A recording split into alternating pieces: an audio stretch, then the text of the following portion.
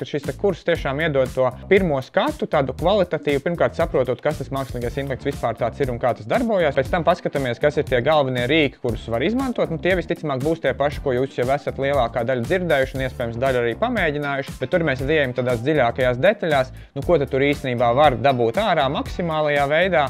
Un pēc tam mēs paskatāmies, kā tad pareizi runāt ar šo mākslīgo intelektu. Protams, nevienmēr, bet, teiksim, 70–80% gadījumu, tad, kad jums nepatīk šis rezultāts, lielākajā daļā gadījumu jūs esat bijis tas, kurš to ir veicinājis, nezinot, kā pareizi ar viņu strādāt, kā pareizi viņu uzrunāt un kā pareizi formulēt šos uzdevumus. Un tad pašās beigās tad mēģinam šīs teorētiski gūtās zināšanas tad likt praktiskos uzdevumos, kas tad ir pielāgoti katra konkrētā uzņēmuma tai komandas darbības specifikai, un tad, protams, tos uzdevumus jau darbojamies jau ļoti pietuvināti tam, kādus arī pēc tam potenciāli jau nākamajā dienā vai tajā pašā, ja esam tikušies no rīta, jau cilvēki varēs darīt efektīvāk, izmantojot šos brīvi pieejamos rīkus. Bet tajā pašā laikā darot to pareizi, gudri, ievērojot visus datu drošības jautājumus un tā tālāk. Ražotāji būtiski neatšķirās varbūt no daudzām citām nozarēm, kur, protams, skaidrs, ka lielākā daļa darbinieku ir tiešām strādā fiziskajā ražotnē, tad mana kursa kontekstos mēs varbūt šos darbiniekus tik daudz neaiztiksim. Mēs drīzāk fokusēsimies uz tiem